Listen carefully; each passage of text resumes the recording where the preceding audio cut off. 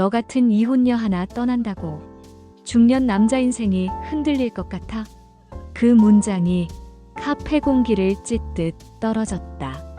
그 뒤에 따라온 남자들의 비웃음, 컵 부딪히는 소리, 과한 허세가 뒤섞인 진한 모욕의 냄새. 아니, 내가 말했잖아. 요즘 이혼녀들은 그냥 뭐랄까, 남자 하나 붙잡으려고 기를 쓰는 거라고.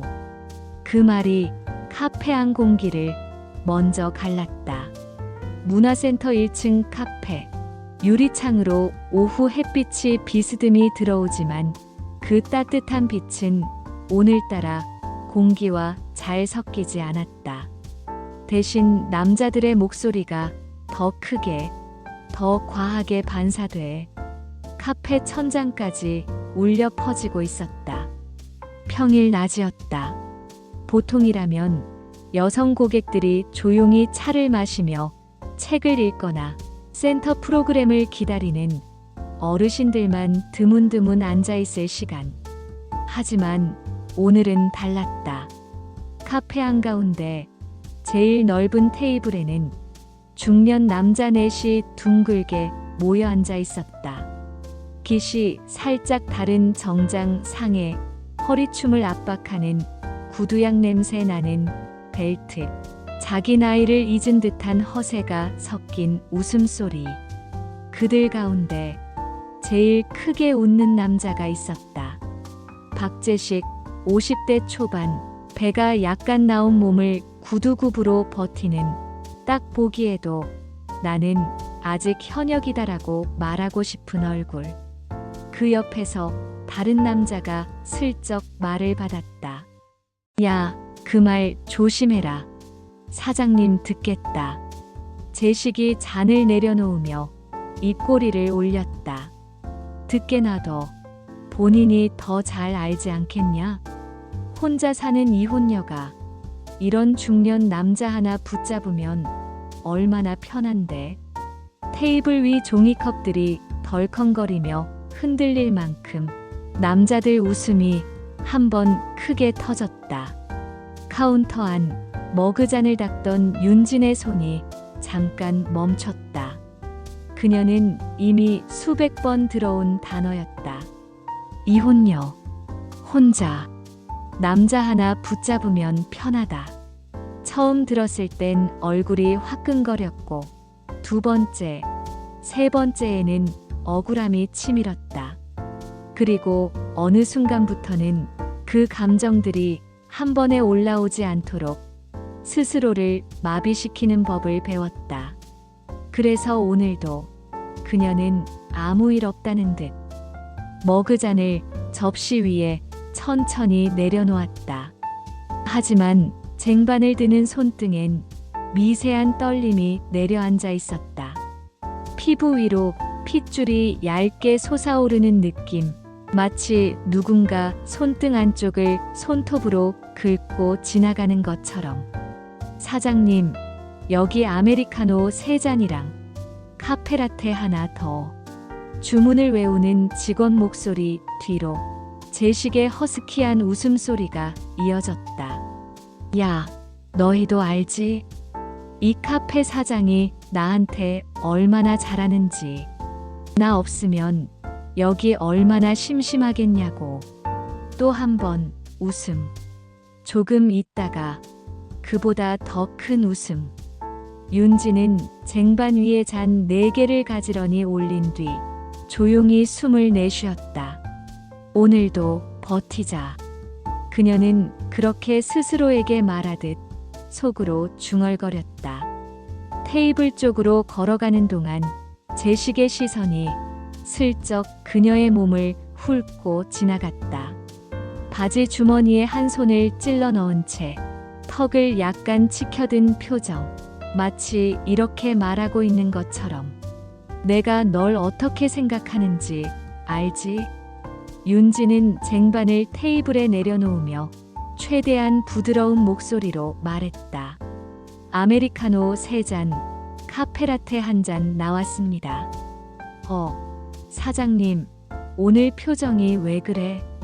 혹시 제식이 일부러 말을 끊고 주변 남자들을 한번 훑어본다. 설마 나 너무 보고 싶어서 그런 거야? 그 말이 떨어지는 순간 주변 남자들이 기다렸다는 듯 폭소를 터뜨렸다. 야, 제식이 너 진짜 저 사장님 아니었으면 아직도 혼자다 임마. 그 정도 이혼녀면 괜찮지. 착하고 말 들을 것 같고. 대화 사이사이에 섞인 말들은 전부 같은 방향을 향하고 있었다. 저 여자는 내 아래다. 저 여자는 내가 조금만 잘해주면 평생 매달릴 거다. 윤지는 입꼬리에 미소를 걸어 올렸다.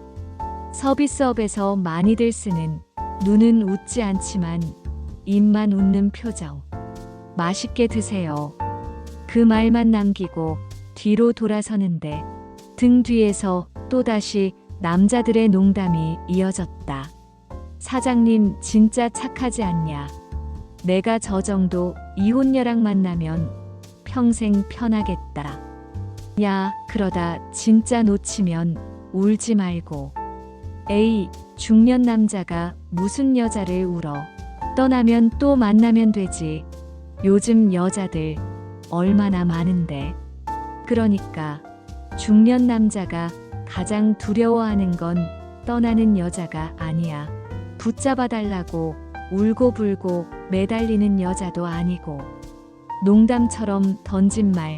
하지만 그 말이 진짜라고 믿는 표정들. 윤지는 그 뒷말을 듣지 않으려는 듯 바닥만 보며 카운터 쪽으로 걸어갔다. 그녀의 시야에 옆 테이블에 앉아있던 중년 여성 둘의 모습이 들어왔다. 한 여자가 커피잔을 내려놓으며 속삭인다. 저 사람, 저 이혼녀 사장님이랑 사귄다며. 그 제식이라는 사람. 그러게 중년 남자가 뭐가 아쉬워서 저 사장을. 그래도 좋아하니까 저렇게 자주 오는 거겠지. 아니면 그냥 여행용일 수도 있고. 둘의 목소리에는 질투, 비난, 호기심, 우월감이 뒤섞여 있었다. 하지만 그 모든 감정의 혼합은 윤진에게 아무 위로도 되지 않았다. 오히려 자신이 서 있는 자리를 더 적나라하게 보여줄 뿐이었다. 나는 오늘도 누군가의 농담거리구나. 1시간쯤 지나 중년 남자들이 떠나고 카페에 다시 조용함이 내려앉았다. 그때서야 재즈 피아노 소리가 다시 귀에 들어오기 시작했다. 하지만 이미 너무 늦게 돌아온 음악이었다. 머신을 닫기 위해 천을 쥔 손, 그 손에 힘이 들어간다. 중년 남자가 가장 두려워하는 게 진짜 떠나는 여자일까? 아니면 이렇게 나를 미치라고 믿던 여자가 어느 날 조용히 돌아서 버리는 걸까? 윤지는 스스로에게 던진 그 질문에 아직 대답을 하지 못했다. 다만 가슴 어딘가에서 아주 작은 금이 딱 하는 소리를 내며 들어간 것만은 분명했다. 그 소리는 오늘 하루만의 소리가 아니었다. 몇 년간 차곡차곡 쌓여온 모든 무시가 결국 견디지 못하고 낸 첫 번째 금 가는 소리였다. 그리고 그 소리가 나기 시작한 순간부터 이미 이 관계의 무게 중심은 아주 조금 눈에 보이지 않을 만큼 느리게 움직이기 시작하고 있었다. 비가 내릴 것처럼 잔뜩 흐린 회색 하늘. 문화센터 창밖에는 축 늘어진 겨울 나뭇가지들이 가로등 아래서 미세하게 흔들리고 있었다. 카페 내부는 조용했다. 스피커에서는 재즈가 흐르고 에스프레소 머신은 작게 찍 소리를 내며 예열 중이었다. 그 고요함 속에서 윤지는 매일처럼 테이블을 닦고 있었다.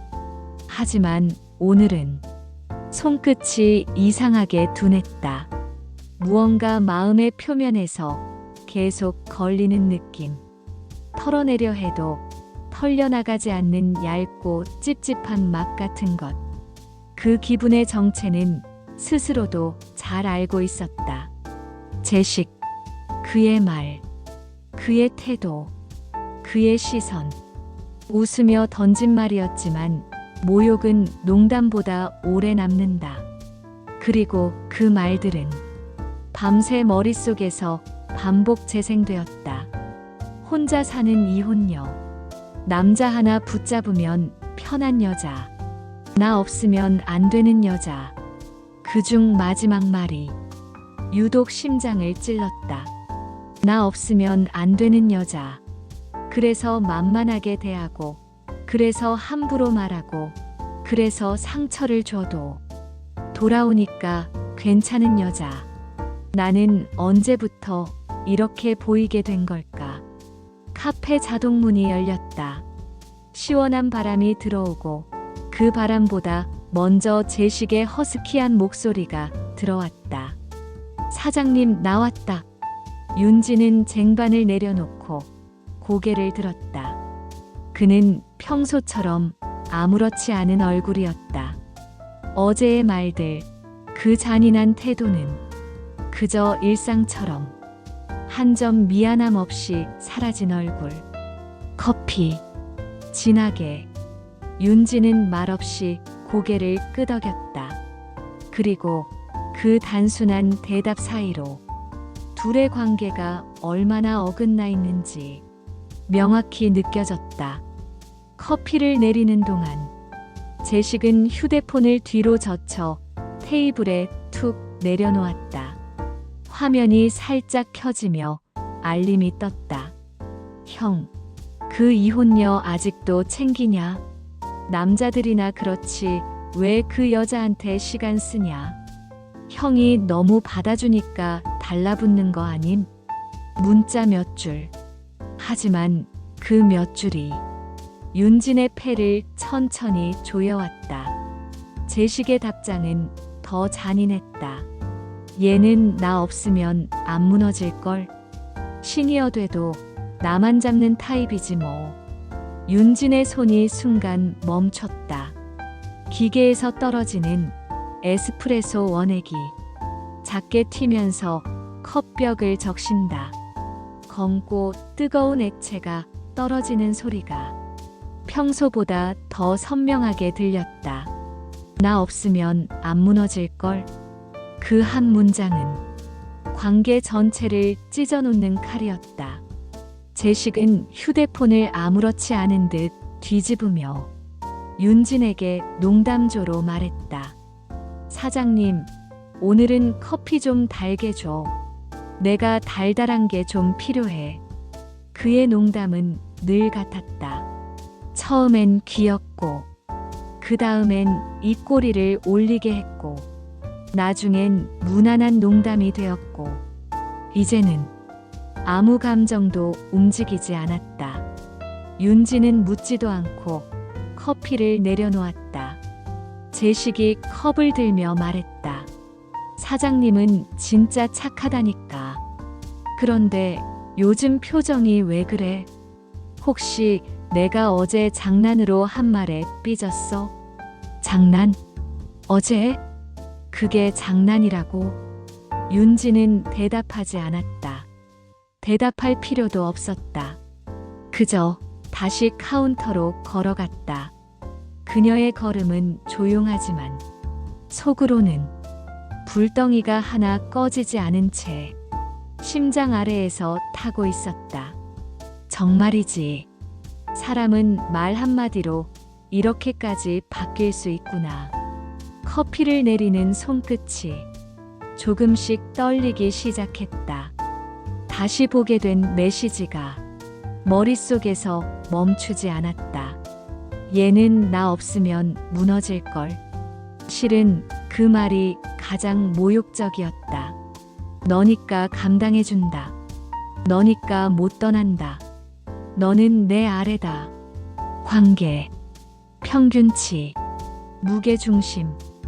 그 모든 것들이 어느 순간부터 제식에게만 맞춰져 있었다. 그리고 윤지는 그 무게를 한쪽 어깨로만 다 떠안고 있었다. 소년이 아니다. 중년 남자다. 삶의 중심이 이미 단단히 굳어진 나이. 남자는 흔들리지 않을 것처럼 보인다. 하지만 오늘 윤지는 아주 미세한 균열을 느꼈다. 남자가 아니라 자기 안에서, 아니, 어쩌면 남자 쪽에서도. 제식은 컵을 내려놓으며 그녀에게 말했다. 사장님, 왜 이렇게 말이 없어? 나 오늘 바빠. 얼른 기분 풀어요. 얼른 기분 풀어요? 그 말이 너무 자연스럽게 내 감정은 중요하지 않아 라고 들리는 것 같았다. 윤지는 잠시 눈을 감았다 떴다. 그리고 평소와 똑같은 말투로, 하지만 속은 완전히 다른 감정으로 말했다. 바쁘시면 어서 가세요. 제식이 멈칫했다. 표정이 잠깐 굳었다. 무언가 포착하지 못한 변화를 본능적으로 느낀 듯한 표정이었다. 하지만 그는 대수롭지 않게 웃어넘겼다. 사장님, 왜 그래? 내가 없으면 심심하다면서. 그 말투, 그 시선, 그 확신, 그 모든 게 오늘은 더 이상 농담이 아니었다. 제식이 떠나고 난 뒤 카페는 다시 조용해졌다. 윤지는 테이블을 닦으며 작은 숨을 한번 내쉬었다. 그 숨은 얼음처럼 차가웠다. 이건 그냥 장난이나 농담이 아니라 내 인생을 깎아내리는 말이었구나. 그리고 그 순간 윤지는 아주 조용히 자기 안에서 무언가가 딱 하고 끊어지는 느낌을 받았다. 그 끊어진 곳에서 새로운 감정이 올라오기 시작했다. 그 감정이 무엇인지는 아직 이름을 붙일 수 없었다. 화, 실망, 분노, 깨달음. 아마 그 모든 것들이 섞여 있는 새로운 감정. 그리고 그 감정이 관계의 무게 중심을 바꾸기 시작하는 첫 순간이었다. 자신도 모르게, 제식도 모르게, 조용히, 하지만 돌이킬 수 없게. 하루가 지나면 좀 나아질까? 감정이 가라앉을까? 어제의 말들이 덜 아플까? 그런데 이상하게 나이를 먹고 나면 습관적인 상처가 더 오래 남는다. 지우기보다 축적된다. 쌓이고 쌓여 어느 날 스스로의 무게를 감당하지 못하는 지점에 도달한다. 윤진에게 그 무게는 아직 바닥에 닿지 않았지만 이미 손잡이가 뜯겨나갈 만큼 무거워져 있었다. 다음 날 아침, 문화센터 앞 버스 정류장에 그녀가 서 있었다. 검은 패딩에 묶은 머리, 손에는 장바구니 대신 카페에서 쓰는 소형 청소 키트가 들려 있었다. 버스가 도착하자 안쪽 창가에 앉는다. 창문에 서리가 얇게 끼어 있고 사람들 이야기 소리가 희미하게 울린다. 그 속에서 윤지는 멍하니 창밖만 바라보았다. 겨울나무, 출근하는 직장인들, 빙판 위를 조심히 걷는 어르신들, 모두 바쁘고 각자의 무게를 지닌 삶들. 그런데 이상하게 그 어떤 얼굴보다도 제식의 얼굴이 가장 선명하게 떠올랐다. 웃던 얼굴, 내려다보던 눈빛, 휴대폰에 쓰여있던 말. 얘는 나 없으면 무너질걸. 그 문장은 창문에 내가 전부 반사되는 듯 자꾸만 머릿속을 가득 채웠다. 버스가 멈추고 노약자석에 앉은 할머니가 가볍게 그녀의 팔을 툭 건드렸다. 아가씨, 표정이 많이 안 좋아. 윤지는 놀라 살짝 고개를 돌렸다. 할머니는 다정하지만 어디선가 사람의 속내를 꿰뚫어 보는 눈빛이었다. 연애가 힘든 거요? 짧은 질문. 그 말 하나가 너무 정확해서 숨이 막힐 뻔했다. 윤지는 대답할 수 없었다. 아니, 대답할 말을 찾지 못했다. 세상에 사람 힘들게 하는 사람은 많아도 사람을 살리는 사람은 드물어. 할머니 말은 조용했지만 칼날처럼 날카로웠다. 윤지는 숨을 삼키며 창 쪽을 다시 향한다. 버스가 흔들리고 마치 그녀 마음도 흔들렸다. 카페에 도착하니 아직 문 열기 전이었다. 문을 열고 조명을 켜고 난방기를 돌리고 커피 머신에 물을 채우고 두꺼운 앞치마를 묶었다. 일상의 시작.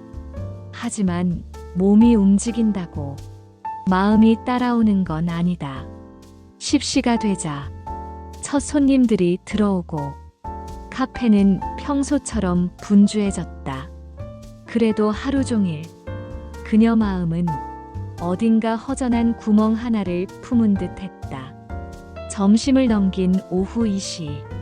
잔잔한 시간대 제식에게서 메시지가 왔다. 뭐해? 단 2글자.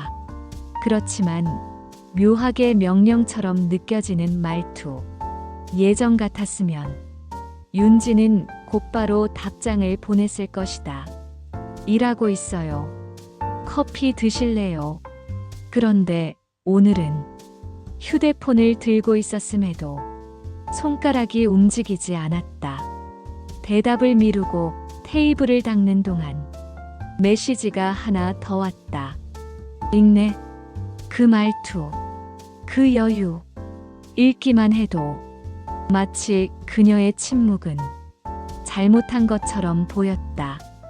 그리고 다음 메시지. 왜 말이 없어?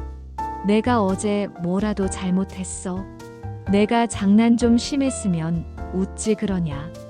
윤지는 휴대폰을 천천히 내려놓았다. 그 순간 어쩌면 처음이었다. 자기 입장에서 상태를 설명하고 기분을 말해달라는 요구를 억지처럼 느낀 건 이건 대화가 아니었다. 서열이었다. 관계의 등급표였다. 그리고 윤지는 그 서열의 맨 아래에 있었던 것이다. 답장을 하지 않았다. 일부러 그런 건 아니었지만 손이 움직이지 않았다. 오후 4시쯤 카페 문이 벌컥 열렸다. 제식이었다. 눈빛이 예전과 달랐다. 조금 빨라진 호흡, 살짝 굳은 표정. 그는 걸음도 빠르게 다가왔다. 왜 답장 안 해? 윤지는 조금도 고개를 들지 않은 채 말했다. 할 말이 없어서요. 제식의 얼굴이 굳는다. 야, 갑자기 왜 이래? 어제 장난 좀 한 걸 그렇게 크게 받아들이는 거야? 그 말, 그 말투, 그 태도. 전부 내가 문제로 돌리는 기묘한 방식이었다. 윤지는 천천히 고개를 들었다. 눈빛은 차갑지도 뜨겁지도 않았다. 그냥 평평했다. 아무것도 느끼지 않는 얼굴. 제가 뭘 크게 받아들이는지 그건 본인이 더 잘 아셔야죠. 잠시 공기가 멈췄다. 제식의 눈이 흔들렸다. 그는 예상치 못한 반응을 처음으로 마주한 듯 했다. 사장님, 요즘 왜 이렇게 예민해졌어? 윤지는 숨을 삼키고 아주 작은 목소리로 말했다. 저만 예민한 건 아닌 것 같아서요. 그리고 등을 돌렸다. 카운터로 향했다. 더 이상 말을 하지 않았다. 그날 밤 가게 문을 닫고 난 뒤 윤지는 의자에 앉아 있었다. 불이 꺼진 카페 내부에서 창밖 불빛만이 희미하게 들어왔다. 마음 한가운데 작은 틈이 있었다. 그 틈이 이제 완전히 벌어지고 있었다. 그녀는 깨달았다. 이 사람은 내 감정을 소모품처럼 생각해왔구나. 그리고 더 확실하게 깨달았다. 그걸 내가 허락해왔구나. 눈물이 나지는 않았다. 너무 지쳐서 울 힘도 없었다. 대신 마음속에서 아주 조용하지만 확실한 변화 하나가 일어났다. 이제 이 관계 이대로는 안 된다. 그 문장은 자기 자신에게 내리는 선언이었다. 그리고 그 선언은 제식의 인생을 송두리째 흔들어 놓을 첫 번째 변화의 시작이었다. 비가 오기 직전의 공기에는 유난히 사람 마음을 흔드는 기운이 있다. 숨을 들이쉬면 서늘하고 내쉬면 가슴 한가운데까지 스며들 것 같은 그 특유의 싸늘함. 그날 카페 안에도 그 싸늘함이 얇은 막처럼 내려앉아 있었다. 윤지는 평소처럼 테이블을 정리하고 있었다. 하지만 손의 움직임이 느렸다.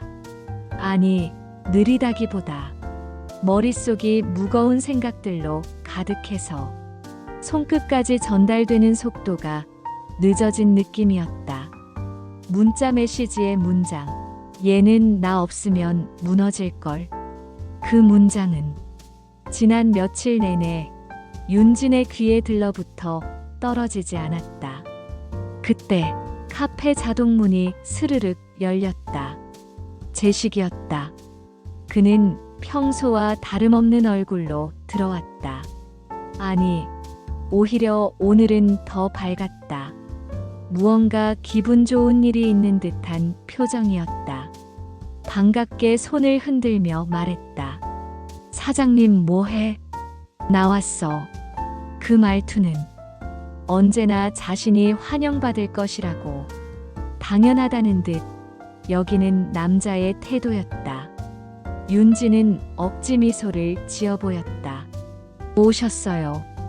그 말에는 말하지 않은 감정들이 수십 줄이나 더 달려 있었다. 하지만 제식은 그 감정의 그림자를 느끼지 못했다. 아니, 느끼려 하지 않았다.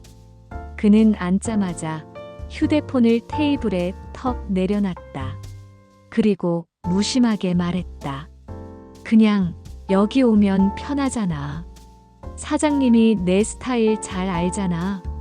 그 말이 끝나고 몇 초 뒤 그의 휴대폰 화면이 갑자기 톡톡 울리며 켜졌다. 단톡방. 그리고 단톡방 이름은 중년의 품격. 품격. 윤지는 순간 미묘한 불안감을 느꼈다. 제식은 그 뒤집힌 화면을 다시 엎어버리려 했지만 그 찰나 윤진의 눈은 자연스럽게 화면에 박혀 있었다. 단 2줄. 하지만 그 2줄이 관계 전체를 폭발시키기에 충분했다. 야, 그 이혼녀 사장 또 챙겨? 형, 솔직히 이제 좀 벗어나지? 너무 매달리는 스타일이잖아. 그 다음 줄. 가장 잔인한 한 줄. 제식의 답장. 마음은 그렇지 않아도 몸은 편하니까 챙겨주는 거야. 몸은 편하니까. 몸은. 그 말이 그대로 머리를 내려친다. 윤지는 무의식적으로 테이블 위에 손을 짚었다. 바닥이 울렁거리는 것처럼 느껴졌다. 제식은 그녀가 화면을 봤다는 걸 눈치채고 서둘러 휴대폰을 뒤집었다. 그리고 어색한 웃음을 띠며 말했다. 아, 애들끼리 장난친 거야. 맞장구 좀 쳐준 거고. 맞장구? 그 단어가 모든 걸 부정했다. 윤진이 아주 천천히 물었다.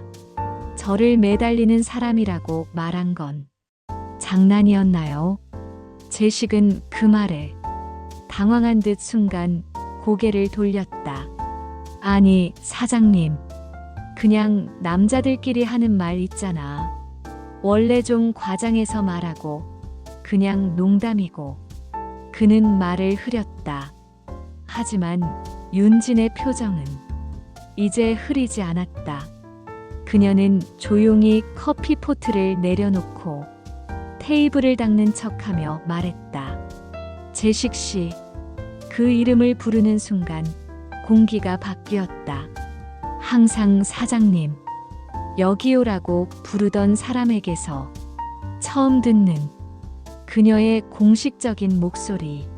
제식은 어색하게 눈을 깜빡였다. 왜? 윤지는 고개를 들었다. 표정은 담담했고 눈빛은 흔들리지 않았다. 제가 매달리는 사람이었나요?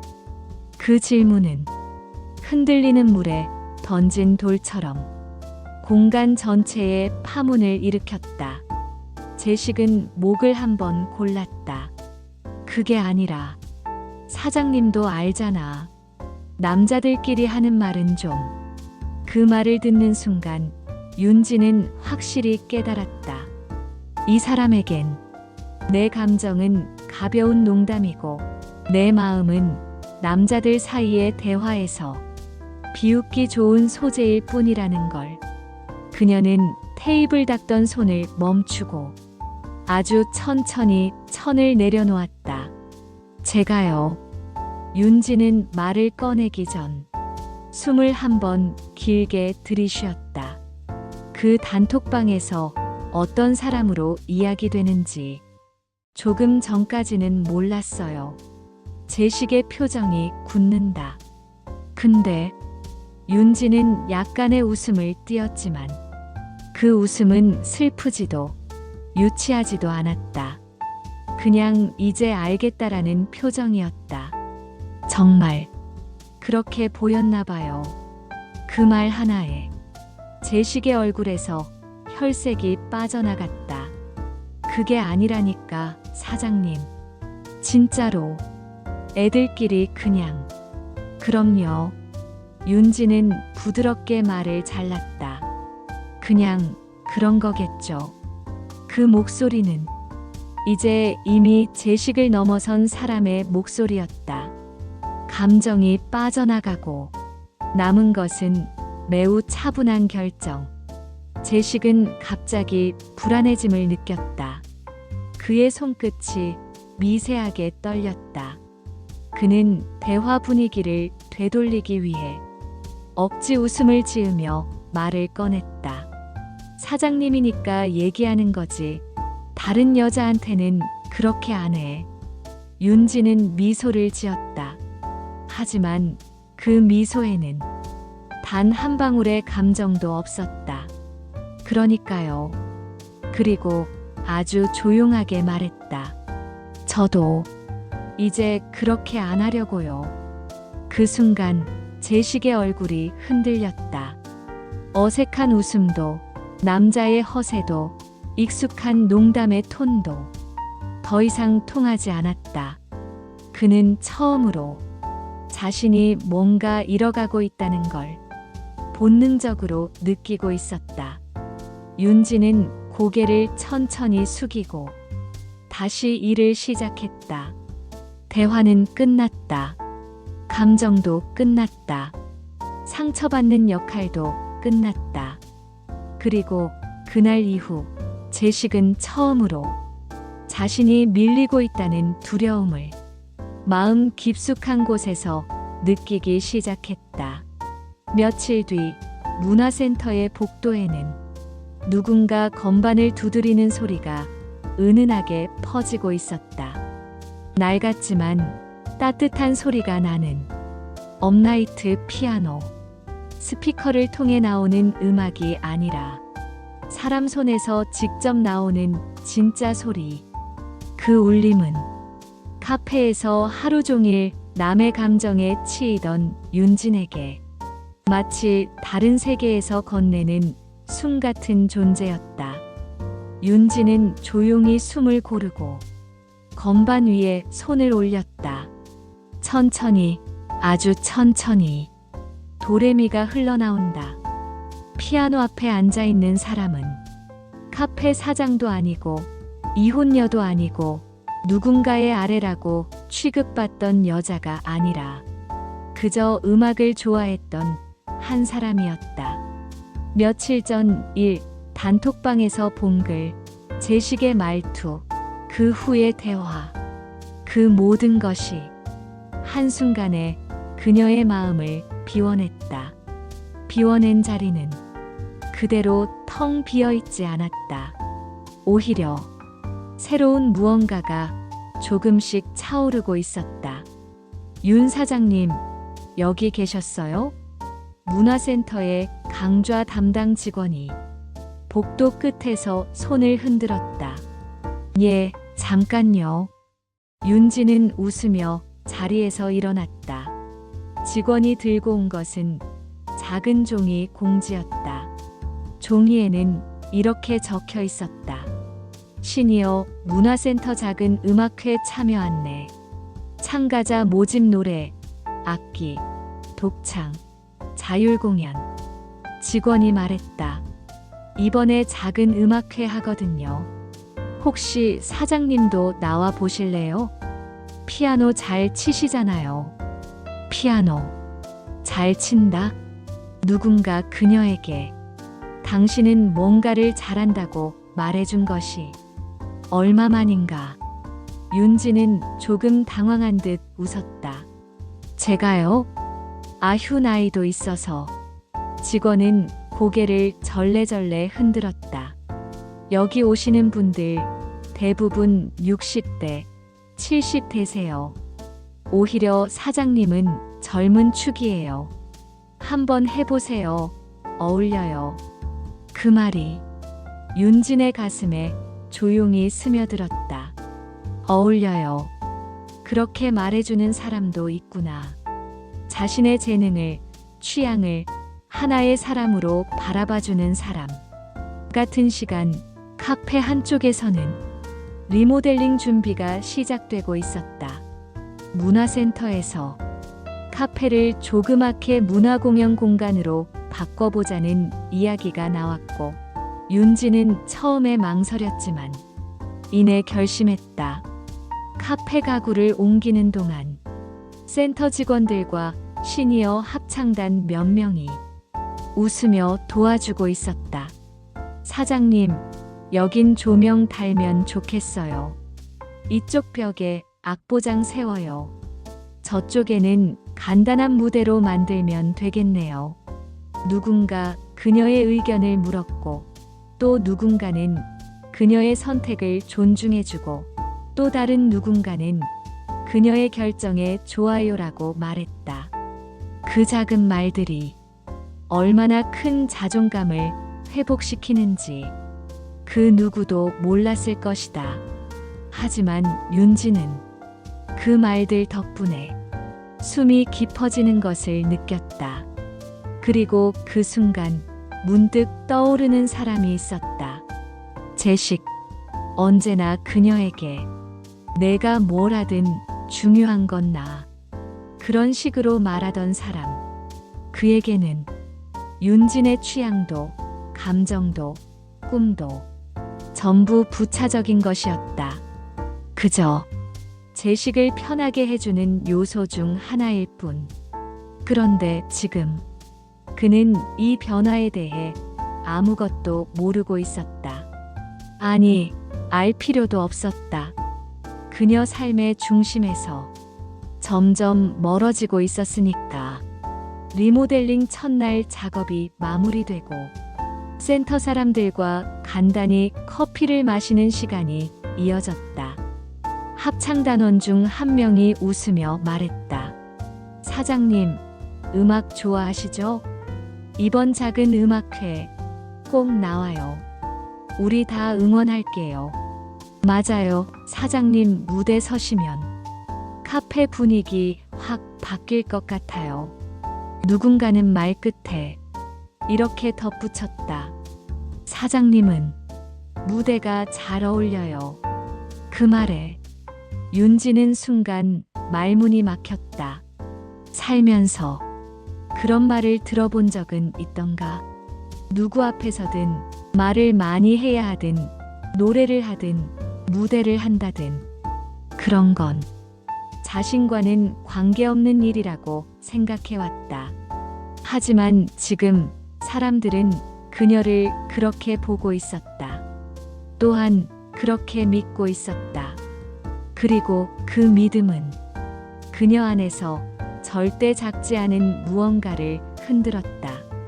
그날 밤 카페 문을 닫고 집으로 돌아가는 길, 버스 창에 비친 자신의 얼굴을 보았다. 그 얼굴은 며칠 전과 달랐다. 피곤한 얼굴이 아니라 무언가를 만들고 새로운 것을 시작하고 혼자서도 할 수 있다는 자기 확신이 담긴 얼굴이었다. 휴대폰이 울렸다. 제식이었다. 오늘 어디야? 왜 이렇게 요즘 바쁘게 굴어? 사장님, 나 좀 챙겨봐. 그 말투, 그 익숙한 요구, 그 당연한 듯한 감정 소모. 하지만 오늘의 윤지는 답하지 않았다.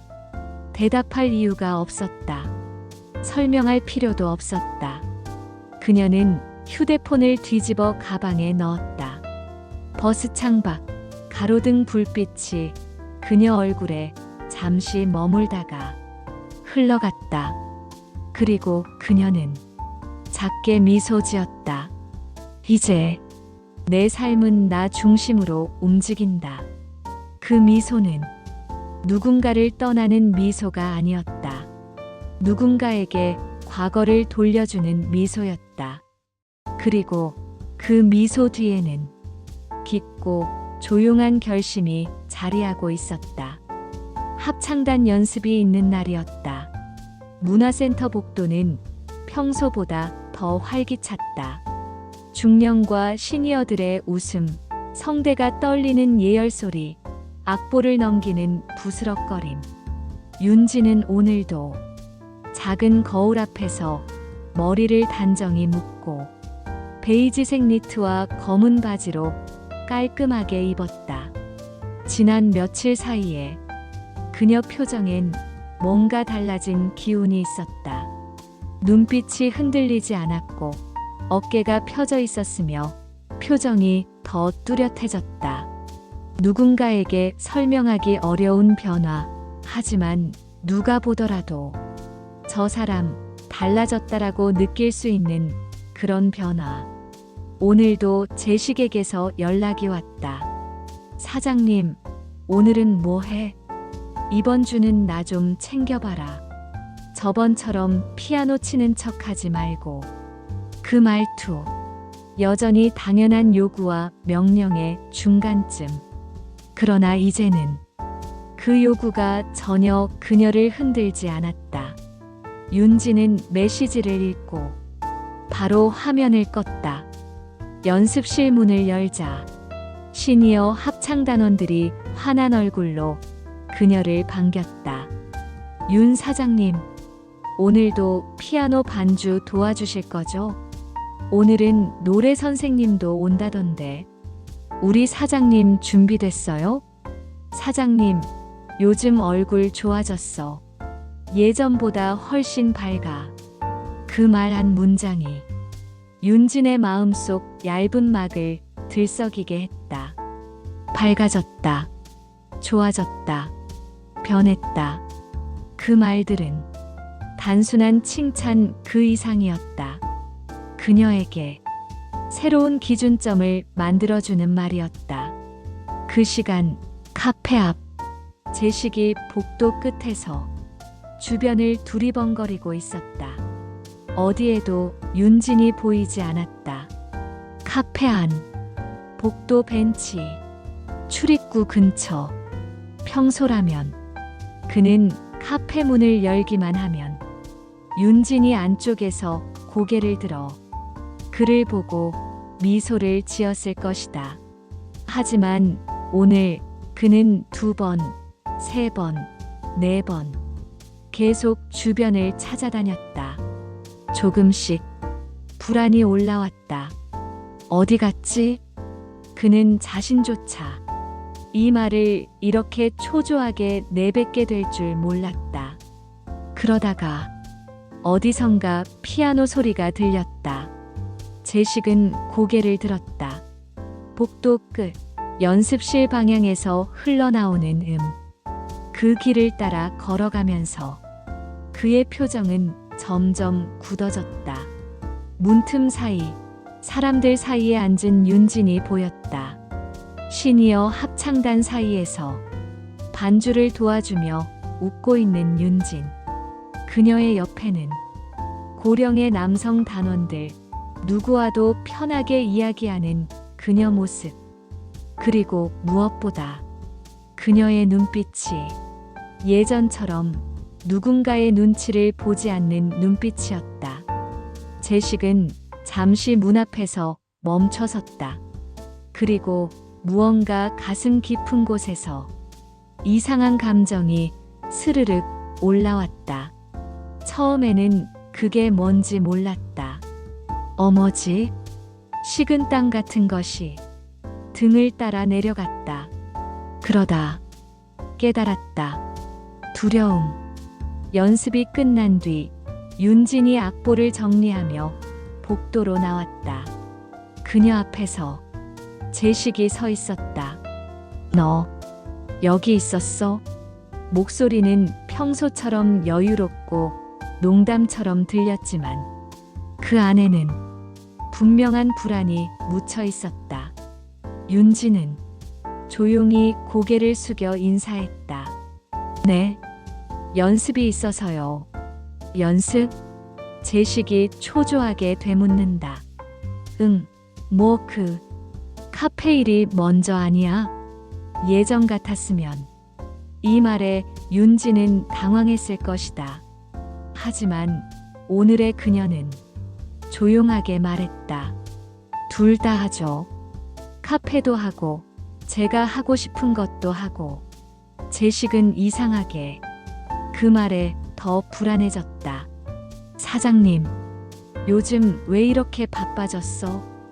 윤진은 조금 미소를 띠며 말했다. 저도 저한테 시간을 좀 쓰려고요. 그 말은 아무렇지 않은 목소리로 나오지만 그 안에는 관계의 위치를 뒤집는 힘이 있었다. 제식은 이해하지 못한 듯 얼굴을 찌푸렸다. 아니, 그건 좋은데. 그래도 나한테도 좀 시간을 써야지. 윤진이 천천히 고개를 저었다. 이제는 그럴 이유가 없어요. 그 말이 떨어지는 순간 제식의 얼굴이 하얗게 질렸다. 뭐라고? 윤진은 이어 말했다. 제가 계속 시간을 쓰던 관계가 저를 지치게 만들었어요. 그러니까 이제는 저한테 시간을 쓸 거예요. 공간이 정적에 잠겼다. 제식은 한동안 말을 잇지 못했다. 그녀의 말투는 차갑지 않았다. 단단했고 조용했고 이미 감정이 빠져나간 사람의 목소리였다. 그리고 그런 목소리야말로 남자가 가장 두려워하는 목소리였다. 감정을 쏟아붓지 않고 원망하지도 않고 울지도 않고 붙잡지도 않는 너 없이도 괜찮다라고 말하는 목소리. 제식은 다급하게 물었다. 사장님, 나한테 뭐 서운한 거 있어? 윤진은 가볍게 웃었다. 있었죠. 근데 이제 그 감정도 끝났어요. 제식의 의식이 흔들렸다. 그는 다가섰다. 사장님, 잠깐만. 우리 얘기 좀 하자. 윤진은 뒷걸음질 치지 않았다. 그저 고개를 저었다. 지금은요. 제가 하고 싶은 일이 더 중요해요. 그리고 그녀는 그 말 그대로 복도를 지나 연습실 쪽으로 걸어갔다. 제식은 그 뒷모습을 멍하니 바라볼 수밖에 없었다. 그 짧은 걸음이 걷는 동안 그들의 관계에서 제식이 서 있던 위치를 완전히 바꿔버렸다는 것도 모르고, 그리고 그제야 진짜 두려움이 제식의 눈에 떠올랐다. 떠날까봐 두려운 게 아니라 자기 없이도 잘 살아가는 여자를 다시 붙잡을 수 없다는 두려움. 그게 중년 남자가 처음으로 느끼는 공포였다. 카페 리모델링 둘째 날. 아침부터 유리문 밖이 시끌시끌했다. 센터 직원 둘, 합창단에서 자원한 시니어, 회원 셋, 그리고 인테리어 업체에서 온 두 사람이 카페 내부 가구들을 하나씩 들어올리고 있었다. 의자들이 벽으로 밀리고 테이블 다리가 풀리고 커피 머신 아래 매트가 거쳐 올라가면서 카페는 서서히 다른 공간이 되어 가고 있었다. 윤지는 어디에 놓을지 고민하던 작은 조명을 손에 들고 한참 동안 벽을 바라봤다. 머릿속이 복잡한 게 아니었다. 오히려 지금은 세상에서 가장 단순하고 명확한 기분이었다. 나의 공간을 만들고 있다. 이건 누군가를 기다리는 공간이 아니었다. 누군가에게 맞춰주고, 누군가의 비위를 살피고, 누군가의 기분을 달래기 위해 꾸며지는 공간도 아니었다. 그녀 자신이 잘 숨 쉴 수 있는 공간, 그녀 자신이 가치를 느끼는 일을 할 수 있는 공간, 그리고 그 공간에는 제식이 앉을 자리가 이제 없다는 사실이 조용히 아주 자연스럽게 받아들여지고 있었다. 조명을 걸어두고 잠시 카페 밖으로 나오니 제식이 서 있었다. 사장님. 그는 당황한 듯 종종 걸음으로 다가왔다. 카페 이게 뭐야? 왜 이렇게 다 치워졌어? 평소라면 농담으로 시작했을 말투인데 오늘은 농담 같은 기운이 없었다. 차라리 위기감을 숨기려는 목소리였다. 윤지는 담담히 말했다. 공연 공간으로 바꾸려고요. 제식이 인상을 찌푸렸다. 갑자기? 아니, 이런 건 나한테도 말을 해야지. 윤지는 잠시 그를 바라보다가 조용히 고개를 저었다. 왜요? 그 한마디가 제식의 말을 끊어버렸다. 아니 그게, 그는 잠시 말문이 막혔다. 입술을 다물고 다시 열며 애매한 어조로 말했다. 사장님 일이잖아. 당연히 나한테 얘기해줘야. 왜요? 윤지는 다시 한번 물었다. 감정이 실린 말이 아니었다. 차갑지도 않았다. 그저 관계의 중심이 바뀌었음을 보여주는 매우 평평한 목소리. 제식은 흠칫했다. 나는 그래도 사장님하고 그 말끝을 흐리는 제식 처음이었다. 자기 말에 확신이 없어진 얼굴. 그런데 윤진의 눈에는 그 모습이 너무 선명하게 보였다. 나를 여전히 자기 삶의 일부로 생각하는 남자. 하지만 나는 이미 거기에서 나와버린 여자. 윤지는 다시 말을 이었다. 이제 제식 씨한테 제일 보고할 이유 없어요. 그 말은 마치 칼날처럼 제식의 가슴 쪽으로 정확히 꽂혔다. 그는 황급히 말했다. 야, 사장님. 요즘 왜 이렇게 변했어? 내가 뭐 잘못했으면 말하면 되잖아. 이렇게까지 할 건 없잖아. 그 말, 그 태도, 그 불안과 억울함이 뒤섞인 목소리. 불과 며칠 전까지 그녀에게 하던 말투와는 마치 다른 사람이었다. 윤지는 쓴웃음을 지으며 말했다. 변한 건 저만이 아니에요. 그리고 천천히 걸어가 가게 문을 다시 열었다. 제식은 그 뒤를 따라가려다 직원들이 가구를 옮기고 있는 광경을 보고 멈춰섰다. 카페 안, 이제 성장판처럼 열려버린 새로운 공간. 거기에서 윤지는 카페 사장이 아니었다. 누군가의 여자도 아니었다. 누군가에게 편한 사람도 아니었다. 그냥 윤진이었다. 하나의 사람, 가치를 가진 사람. 센터 직원이 다급히 말했다. 사장님, 이 조명은 저쪽으로 옮길까요? 네, 그쪽 좋아요. 합창단 자리랑도 잘 맞을 거예요. 윤진 목소리는 밝았다. 부드럽고 차분하고 무언가를 기대하는 사람의 목소리였다. 그 밝음이 제식의 귀 속에 더 크게 울렸다. 사장님, 제식이 다시 가까이 다가왔다. 우리 잠깐만 얘기하자. 윤지는 작업 중인 직원 옆을 지나며 살짝 몸을 돌렸다. 나중에요. 나중에 언제? 제식의 목소리가 높아졌다. 나 요즘 너무 허전하다고. 그 말은 객관적으로 보면 붙잡는 말 같았지만 윤진에게는 이상하게 다른 의미로 들렸다. 내가 허전하니까 너가 채워줘. 내 삶의 공백은 내가 메워야 한다.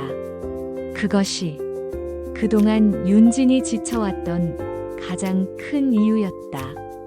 그녀는 제식에게 아주 조용히 말했다. 그러니까요. 그걸 이제 제가 책임질 수 없어요. 제식의 표정이 완전히 무너져 내렸다. 야, 사장님. 정말 이러지 마. 그는 손으로 머리를 감싸주었다. 멍하니 바닥을 바라보았다. 이런 모습도 처음이었다. 항상 여유롭고, 항상 자신감 넘치고, 항상 내가 중심이라는 듯 행동했던 제식. 그 사람이 지금은 불안과 공포로 뒤섞인 표정을 하고 있었다. 윤지는 그를 더 보지 않았다. 직원들과 조명을 설치하며 새로운 무대를 위한 첫 배치를 잡아나갔다. 사람들은 그녀에게 의견을 구했고, 그녀는 대답했고, 그 대답들이 반영되기 시작했다. 조명, 음향, 무대 위치, 좌석 배치, 모든 것이 윤진 중심으로 흘러갔다. 한참 뒤 모든 작업이 잠시 멈춘 틈에 윤진은 휴대폰을 열었다. 제식에게서 메시지가 수십 개 와 있었다. 사장님, 잠깐 얘기하자. 내가 잘못했어. 진짜 미안해. 다시 얘기하자. 사장님, 제발. 그중 가장 위태로운 한 줄. 나 요즘 너 없으면 아무것도 못하겠어. 윤지는 메시지 창을 조용히 닫았다. 그리고 그 자리에서 그의 번호를 천천히 스크롤해 내려가 연락처 삭제 버튼을 눌렀다. 삭제하시겠습니까? 예. 터치. 끝. 그 순간 기묘한 해방감이 심장을 가볍게 건드렸다. 카페 유리창 너머 제식이 앉아 있었다. 눈은 충혈되어 있었고 손은 떨렸으며 그는 자꾸만 비어있는 손바닥을 바라보았다. 마치 그 손에 있어야 할 무언가가 사라진 듯한 표정. 그 무언가는 윤진이었다. 그리고 그제야 제식은 완전히 깨달았다. 그녀가 떠나는 게 무서운 게 아니었다. 그녀가 자기 없이도 잘 살아가는 여자가 된 순간이 가장 무서운 순간이었다. 그날 제식은 처음으로 스스로 물어보았다. 나는 대체 뭘 잃은 거지? 하지만 이미 늦었다. 윤지는 그의 세계에서 완전히 빠져나오고 있었다. 남겨진 자만 두려워하고 있었다. 밤이 깊었다. 문화센터는 이미 조용했고 가로등만이 노란빛을 뿌리며 하루의 마지막 숨을 쉬고 있었다. 리모델링된 카페 안에는 은은한 조명이 켜져 있었다. 벽면은 새로 도색되어 크림색과 연한 브라운이 어우러졌고 창가에는 작은 스탠드 조명이 놓여 노란빛이 커튼에 부드럽게 번졌다. 그리고 카페 한쪽 새로 만들어진 작은 무대 위에는 윤진이 앉아 있었다. 피아노 앞 악보 2장, 잔잔한 커피 향. 그녀는 어둠 속에서 건반 위에 조심스럽게 손을 올렸다. 오늘은 음악회 하루 전날이었다. 조용히 누른 첫음이 공기 속으로 퍼져나갔다. 도, 솔, 라 흐르는 음들이 마치 그녀의 지난 몇 년을 천천히 복귀하는 것처럼 허공에 선명하게 쌓여갔다. 피아노 소리에 묘하게 맞춰 창밖 나무 그림자가 흔들렸다. 윤지는 피아노를 치며 문득 스스로에게 속삭였다. 이제야 내가 나 같은 기분이다. 감정이 다 빠져나간 자리에는 평온이 있었다. 적막이 아니라 고요한 단단함. 사람은 상처가 끝나야 내면이 다시 자기 자리로 돌아온다. 그리고 지금이 윤진에게 그런 순간이었다. 그 시각, 카페 밖, 유리창 너머 어두운 그림자가 서 있었다. 제식이었다. 그는 유리창에 손바닥을 살짝 대고 안쪽을 바라보았다. 조명에 비친 윤진의 옆모습. 감정을 숨긴 얼굴이 아니라 감정이 정리된 얼굴. 허리를 곧게 펴고 건반을 누르는 손. 그 모습은 더 이상 누군가의 기분을 맞추느라 어깨가 움츠러들던 여자의 모습이 아니었다. 제식은 그 모습을 보며 몸을 조금 앞으로 숙였다. 마치 유리창을 통과해 다시 그녀 옆에 가고 싶은 것처럼. 하지만 그 거리, 불과 한 장의 유리, 그보다 더 멀어져 있었다. 그는 창문에 입술을 떼지 않은 채 혼잣말을 했다. 사장님. 처음으로 그의 목소리에는 여유도 없고 장난도 없고 권위도 없었다. 그저 작고 부서질 것 같은 목소리. 나 이제 어떻게 해야 되냐? 대답은 없었다. 윤진의 피아노만 조용히 흐르고 있었다. 그는 갑자기 주머니에서 휴대폰을 꺼내들었다. 통화 목록에서 윤진의 이름을 찾았다. 아무리 스크롤해도 그녀의 이름이 나오지 않았다. 그제야 그는 알아차렸다. 삭제했구나. 목 뒤가 서늘해졌다. 숨이 잠깐 끊어졌다. 그는 무너진 목소리로 혼잣말했다.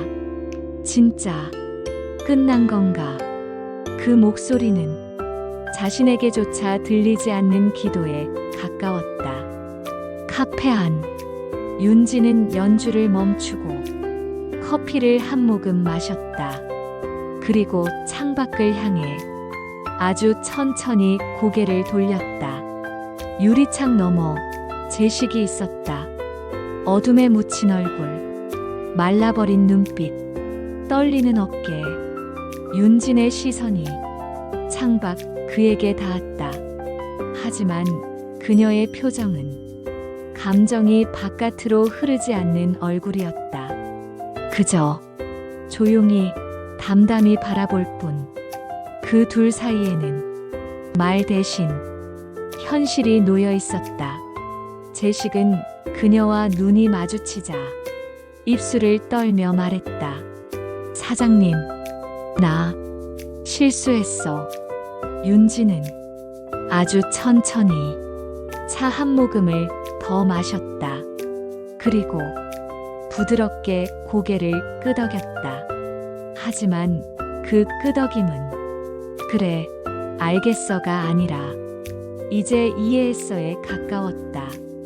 이 관계에서 누가 상처를 줬고, 누가 상처를 받아왔고, 누가 감정을 회수했고, 누가 감정을 소모했는지 그 모든 것들이 이 순간 조용히 정리되고 있었다.